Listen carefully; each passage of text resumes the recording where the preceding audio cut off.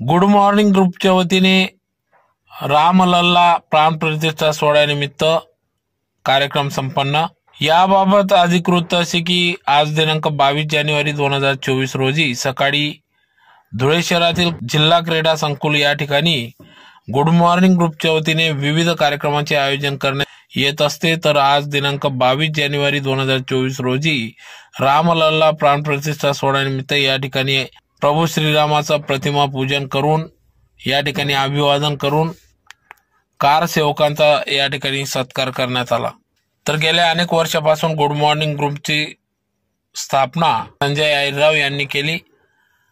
तर good morning ग्रुपचे संस्थापक अध्यक्ष म्हणून संजय अहिरराव यांनी या ठिकाणी 70 ते 80 या ठिकाणी ज्येष्ठ नागरिकांना सोबत घेऊन विविध क्षेत्रातील कार्यरत असणाऱ्या सर्वच पदाधिकाऱ्यांना एकत्रित करून या गुड मॉर्निंग ग्रुपची स्थापना केली व या माध्यमातून प्रत्येकाच्या विविध क्षेत्राच्या सहकार्याने एकमेकांना या ठिकाणी अडीअडचणींना तोंड देत या ठिकाणी सर्वांच्या हितासाठी हा गुड मॉर्निंग ग्रुप स्थापन करण्यात आला।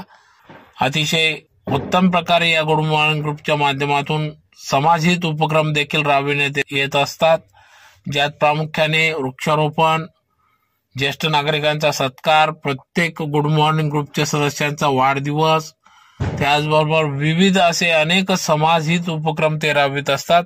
त्यातलाच एक भाग म्हणून आज दिनांक 22 जानेवारी 2024 रोजी रामलल्ला प्राणप्रतिष्ठा सोहळ्यानिमित्त या ठिकाणी प्रतिमा पूजन करून कार सेवकांचा सत्कार देखील कार्यक्रम घेण्यात आला। यावेळी कार सेवक रवी बेलपाठक व जितूभाऊ जांभळे यांचा या ठिकाणी सत्कार करण्यात आला। या प्रसंगी या ठिकाणी गुड मॉर्निंग ग्रुपचे संस्थापक अध्यक्ष संजय अहिरराव, शिवसेनेचे नेते अतुलभाऊ सोनवणे, प्रकाश भंडारी आदी सर्व मान्यवर पदाधिकाऱ्यांच्या उपस्थितीत सदर हा कार्यक्रम पार पडला।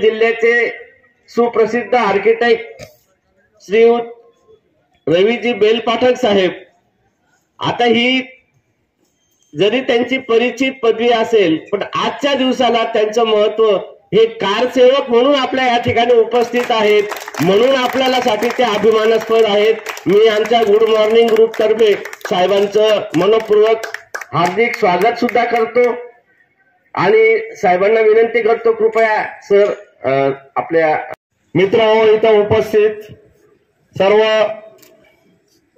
सन्माननीय ज्येष्ठ प्रमुख कारसेवक, या कार्यक्रमाचं आपण ज्यांच्याकडे ज्या सर्वांना उत्सुकता होती असे आपले सर्वांचे आवडते रवीजी बेलपाठक साहेब, त्याच्याबरोबर कारसेवक अग्रभागी सहभागी झालेले आमचे जितूभाऊ जांभळे, उपस्थित व्यासपीठावरील आमचे सन्माननीय मित्र अतुलभाऊ सोनवणे, प्रकाशजी भंडारी आणि आपले जीभाऊ गिरासे व त्यांच्यासोबत इथं उपस्थित असलेले सर्व गुड मॉर्निंग ग्रुपचे सदस्य, मॉर्निंग ग्रुपचे सदस्य, या ग्राउंडवर सर्व व्यायामाला येणारे सर्व सदस्य, व्हॉलीबॉल ग्रुपचे सर्व सदस्य, या सर्वांचं मी इथं या आजच्या कार्यक्रमात स्वागत करतो। मित्रांनो, या कार्यक्रमाची पार्श्वभूमी काही सांगण्याची गरज नाहीये, प्रास्ताविक करण्याची पण गरज नाहीये। आपल्या सर्वांच्या मनात जे होतं ते आज स्वप्न साकारत आहोत। आज सोन्याचा दिवस भारतामध्ये उगवलेला आहे मित्रांनो, जी श्रीरामाच्या मंदिराची प्राणप्रतिष्ठा आज होत आहे आणि हे स्थापनेचा दिवस आज उगवलेला आहे। आपल्या पिढीला किती मोठं हे सौभाग्य लाभलेलं आहे की आपल्या या इतिहासामध्ये आपण आपल्या पुढच्या पिढीला सांगू शकू की आमच्या समोर राम मंदिराची प्राणप्रतिष्ठा झाली। हा एवढा मोठा आपल्याला भाग्य आपल्या पिढीला लाभलेलं आहे मित्रांनो। म्हणायचं तर 500 वर्षापासून जे अपेक्षित होतं, प्रतीक्षित होतं सर्व, त्या गोष्ट आज होते आणि हे सर्व कशामुळे शक्य झालेलं आहे हे सर्व आपल्याला माहिती आहे. मित्र, आपण आपल्या देशाचं नाव आहे भारत, हिंदुस्थानात आपण राहतो, परंतु हिंदुस्थानाला स्वातंत्र्य मिळून 76 वर्ष झाले तरी आपल्या मनामध्ये असलेलं आपलं प्रेरणास्थान, आपलं दैवस्थान रामाला तिथं जागा मिळत नव्हती. ही फार मोठी शोकांतिका होती मित्रांनो. आणि 76 वर्षापासून का जागा मिळत नव्हती हे आपल्या सर्वांना ज्ञात आहे, परंतु हे सर्व मोडीत काढून आता खरोखर रामराज्य प्रस्थापित झालेलं आहे मित्रांनो. आणि हे रामराज्य अबाधित ठेवण्याचं सर्व काम आपल्या सर्वांना करायचंय मित्रांनो. या दिवशी आपण आपण शपथ घ्यावी की असं हे रामराज्य हिंदुस्थानावर कायम राहील. याच्यासाठी आपण सर्वांनी प्रयत्नशील राहावं. ही या दिवसाची मोठी आपल्याला सर्वांना हा संकल्प करावा ही अशी मी सर्वांना विनंती करतो. आणि आज हे आपल्या इथं सर्वजण उपस्थित झाले, पुन्हा सर्वांचं स्वागत करतो आणि सरांकडे जय हिंद. वगैरे गल्ली क्रमांक 7 व मनमाड मधील कार्यकर्ते, त्या काळी 2 तारखेला आम्ही इथून धुळ्याहून निघालो होतो.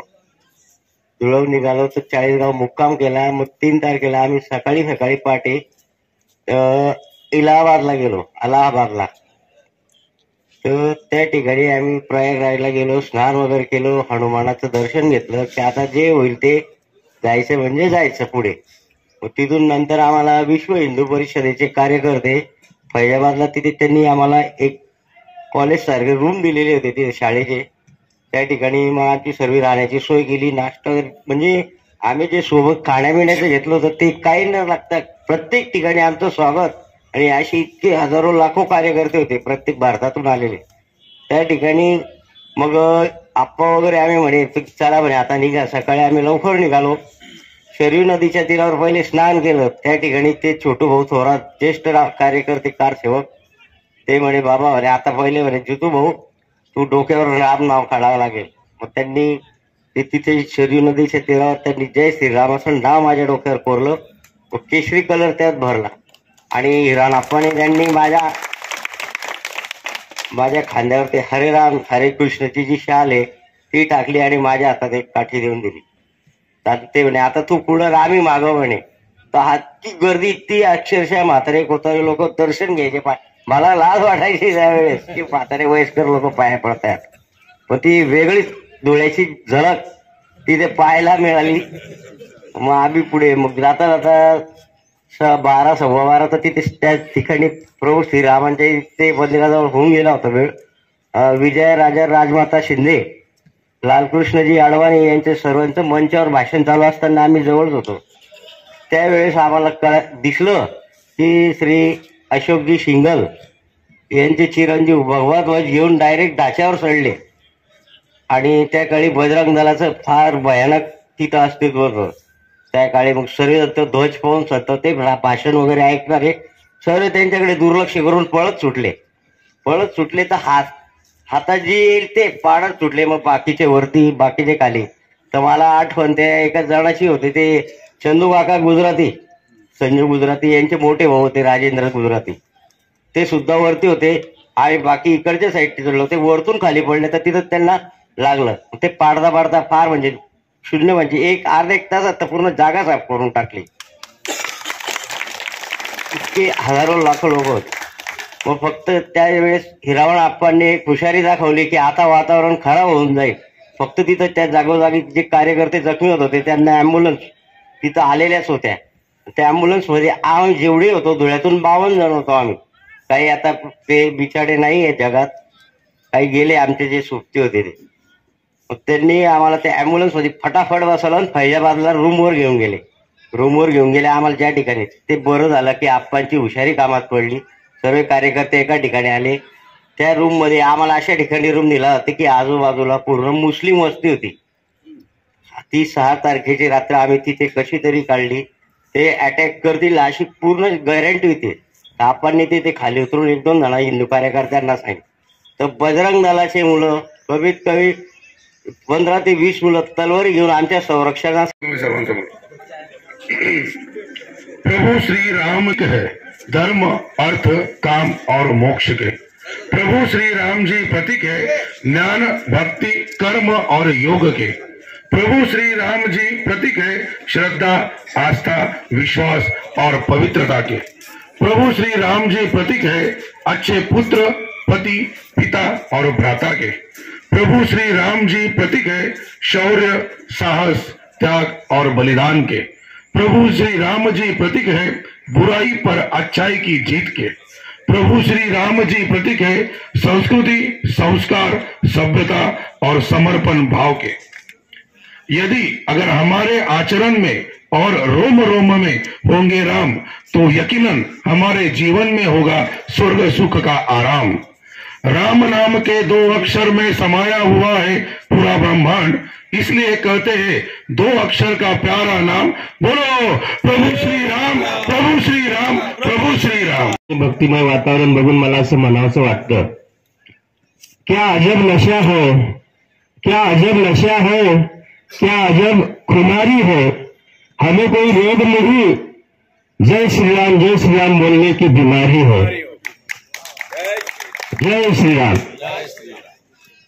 बाबर तेरी छाती पे चढ़कर आज हमने भगवा लहराया है।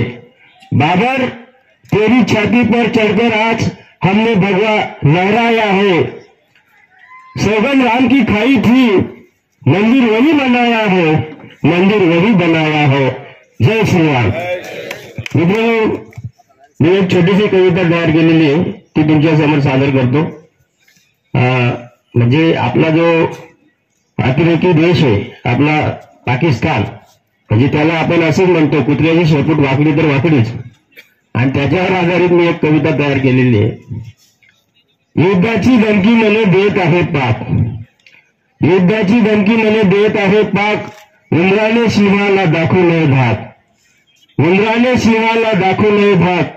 अशा कितीतरी गोष्टी आहेत आमच्या पठडीत, अशा कितीतरी गोष्टी आहेत आमच्या पठडीत, जेवढे कैदी आहेत आमच्या पठडीत, ज्या दिवशी आम्ही म्हणू कैदियों तुम्हारी सजा माफ, फक्त 1 मिनिटात पाकिस्तान साफ, पाकिस्तान साफ। जय श्री राम। अतिशय उत्साही आणि पवित्र वातावरणात, मंगलमय वातावरणात आणि हिंदूंनी काहीतरी पराक्रम केला अशा या दिवशी, आजच्या या कार्यक्रमाच्या प्रसंगी मंचावर उपस्थित आपले कारसेवक, 2 कारसेवा झाल्या, एकंदर एक 90 साली झाली आणि मग 92 साली झाली।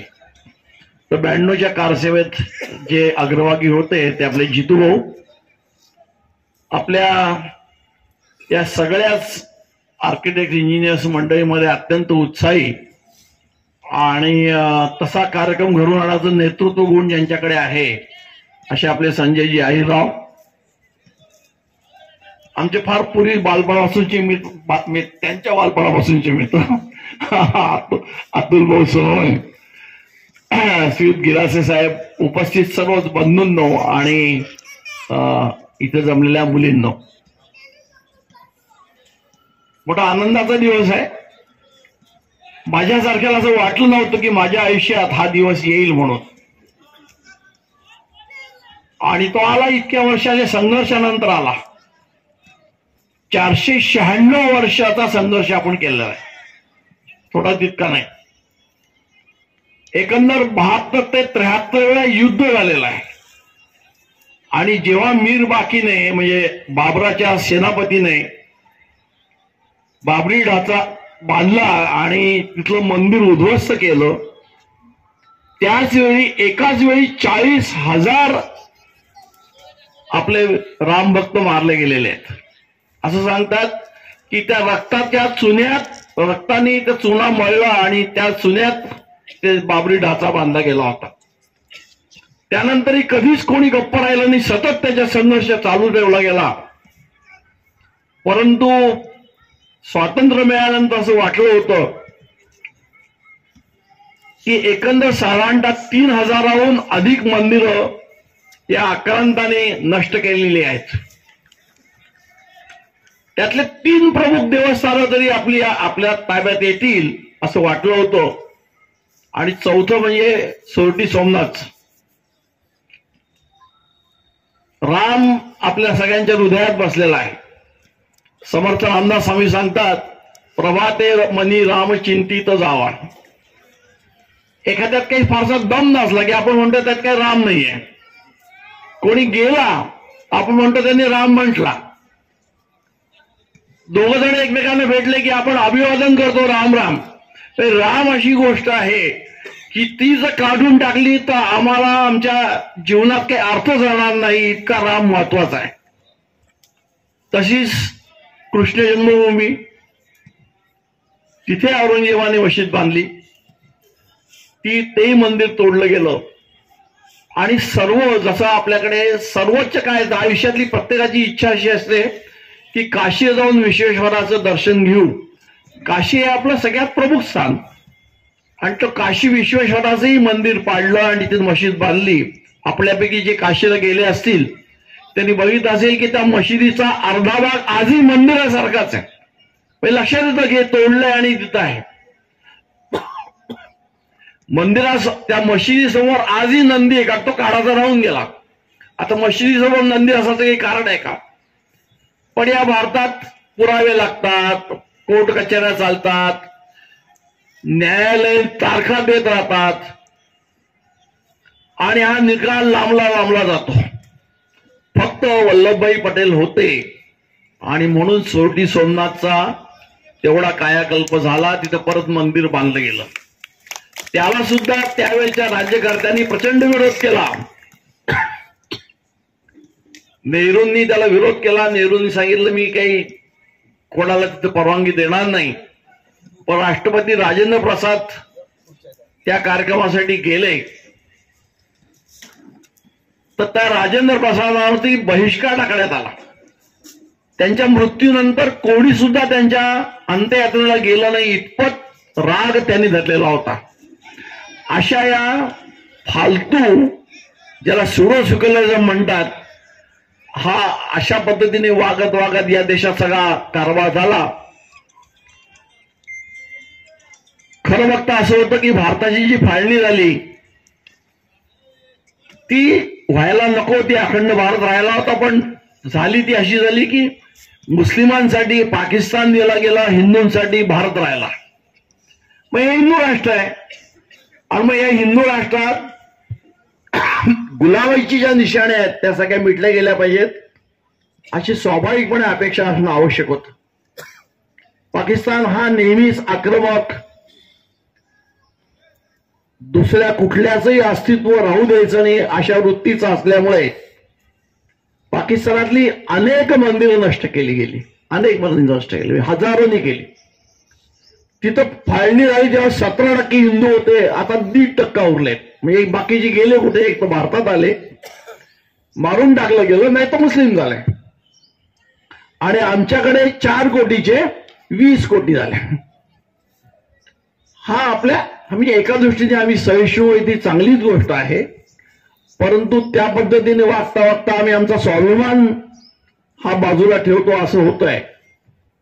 तर अशा पार्श्वभूमीवरती राम जन्मभूमीचा हा जो तिथं मंदिर बांधलं गेलेलं आहे आता, हा विजय फार मोठा आहे. हा हिंदूंच्या स्वाभिमानाचा विषय आहे. म्हणजे माझ्यासारख्याला, आता माझं वय जरा बऱ्यापैकी मोठं आहे, तर माझ्यासारख्याला हे असं सगळं आयुष्यात होईल बघायला असं खरोखरीच वाटलं नव्हतं. आम्ही आपलं अगदी सद्गतीत झालेलो आहोत.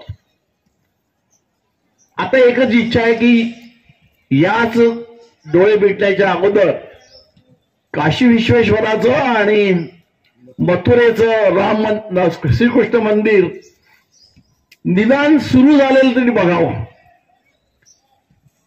त्याच्या पुढचं जे इथले सगळे जे कमी वयाचे लोक आहेत त्याने हिंदू राष्ट्र झालेलं बघावं, आणि त्याच्याही पुढे जे लोक जाऊन बघतील तो अखंड भारत झालेलं बघावं अशी माझी इच्छा आहे. विश्व हिंदू परिषदेचा मी जिल्हा मंत्री म्हणून 10 वर्ष काम केलं. जिल्हा मंत्री म्हणजे सेक्रेटरी. तेव्हा नंदुरबार धुळे जिल्हा एकत्र होता. बरेच कार्यक्रम झाले. 10 वर्ष सतत माझा प्रवासही सगळ्या दोन्ही जिल्ह्यात खूप होत होता.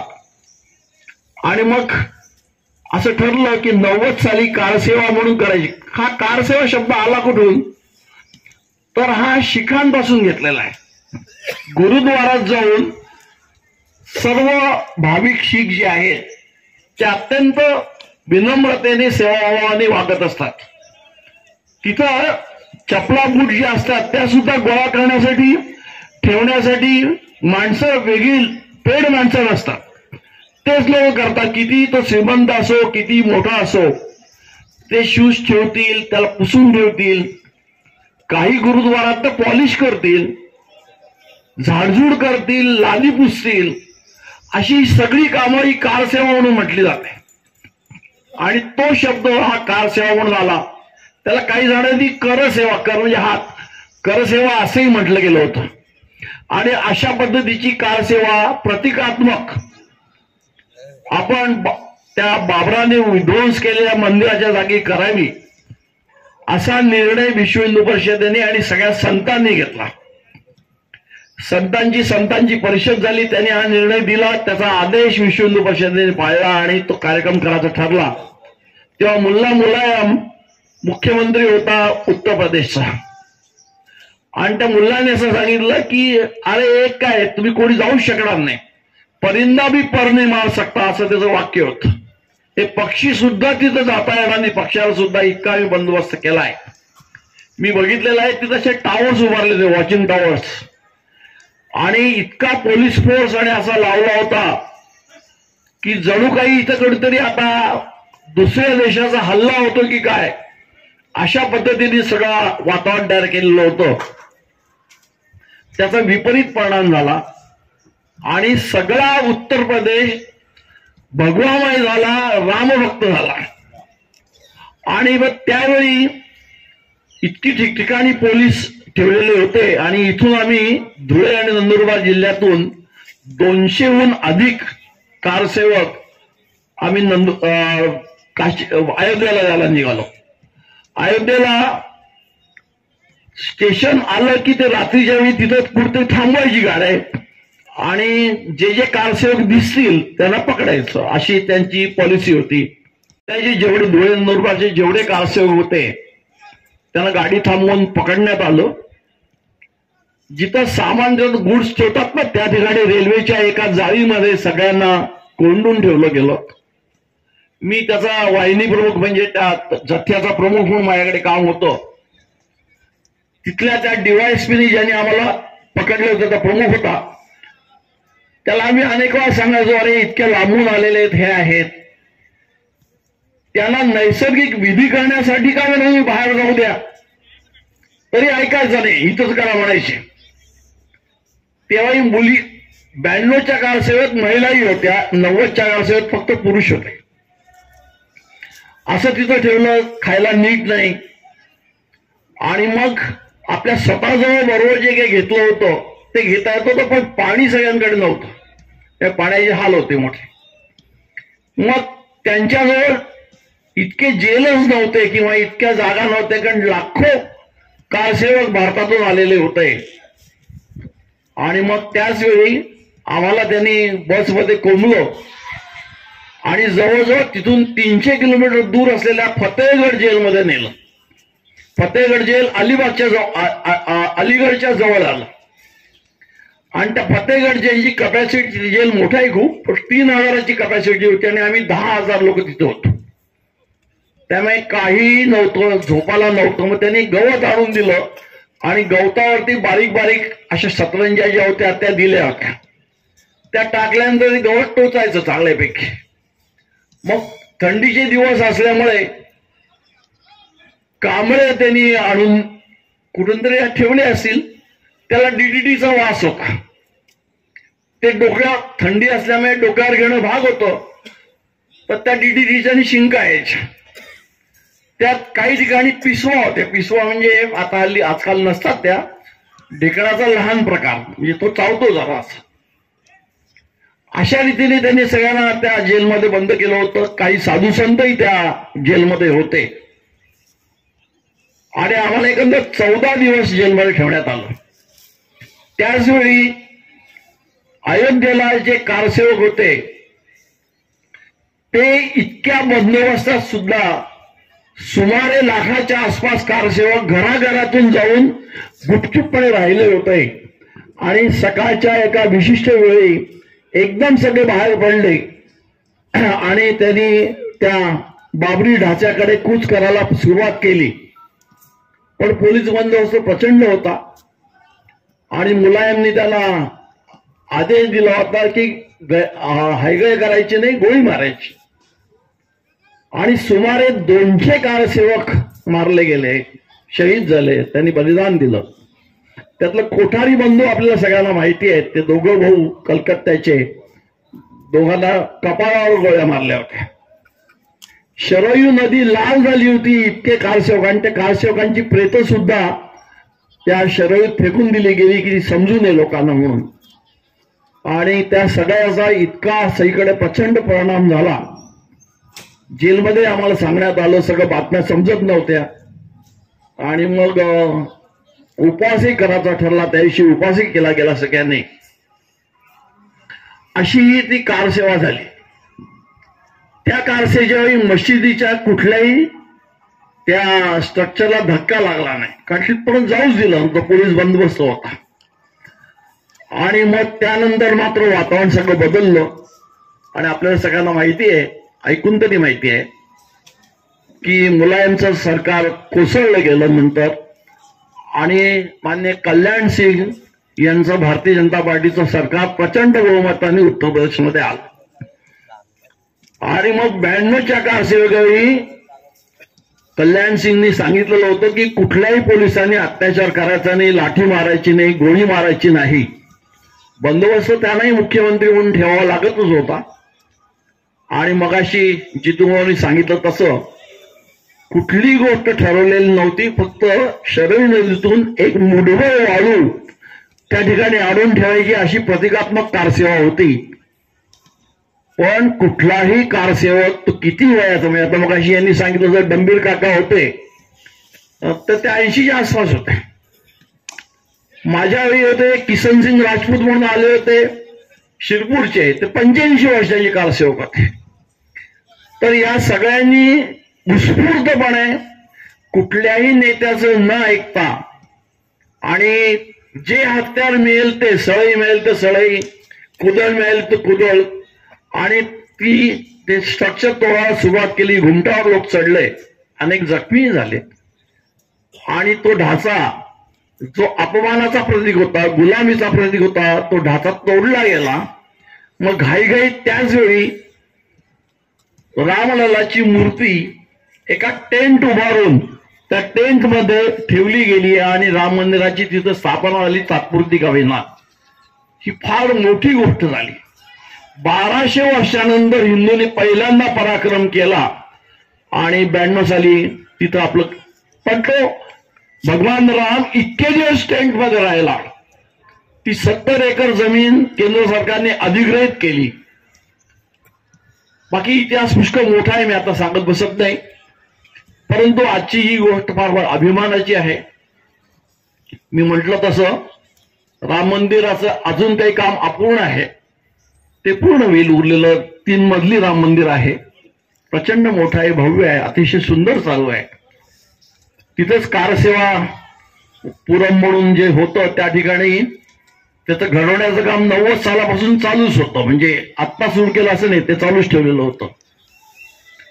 तर त्या ठिकाणी आपण सर्वांनी जाण्याचं आपल्याला सगळ्यांना भाग्य नक्की मिळेलच अयोध्येला. पण रामललाचं दर्शन घेऊयात आणि प्रतिज्ञा करू की आम्ही फक्त अयोध्येवर थांबणार नाही, काशी आणि मथुराही मुक्त झाल्याशिवाय आम्ही राहणार नाही. मी जय श्रीराम.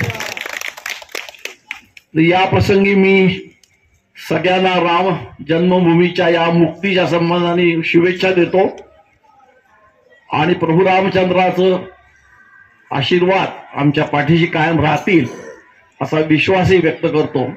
जय श्रीराम. 22 वर्षाचे असे हे दिलीप तात्या आपल्या गुड मॉर्निंग ग्रुपचे सदस्य दिलीप तात्या केव्हाही सर्वांच्या मदतीसाठी केव्हाही तयार असतं. आणि तात्या म्हणजे आपल्या वाडीभोकर रोडवरचं नाक आहे. अडचण आली तर तात्या पंचायत समितीजवळ कायम कार्यरत असतं. असा तात्या आपल्या ग्रुपचा सदस्य आहे. आपल्याला सार्थ अभिमान आहे. तात्याला आपण वाढदिवसानिमित्त आरोग्यमय शुभेच्छा देतो. शिंदे साहेबांना आवर्जून विनंती करतो इकडे या पुढे बोला बोला. आज मॉर्निंगच्या वतीने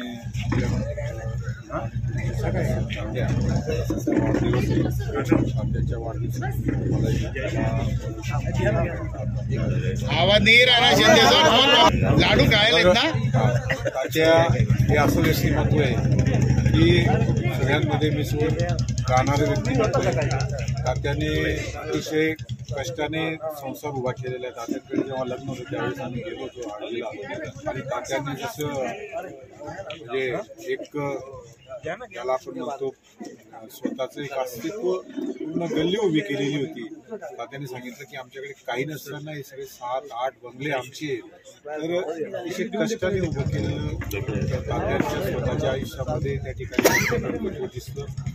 तात्या आमच्या दृष्टिकोनाने पंचायत समितीमध्ये एक महत्वाचा म्हणजे मास्टर की सारखी की होती. तात्या म्हणजे सगळे पुढारी वगैरे तात्या सांभाळायचे. तात्या नेहमी त्या पुढाऱ्यांमध्ये राहायचे. आम्हाला काही त्या पुढाऱ्यांची काही काम असतील तर तात्यांनाच आम्ही विचारायचो. आमचे मुख्य म्हणजे तात्याच होते. आणि विशेष म्हणजे माझ्या आयुष्यामध्ये मी तुम्हाला त्याच वेळेस सांगितलं होतं की मला जॉईन करायला सुद्धा तात्या घेऊन गेले होते. तर असे तात्या ते आमच्याबरोबरच रिटायर झालेले त्यांना माझ्या आयुष्यात आनंदाने आरोग्याने गावाची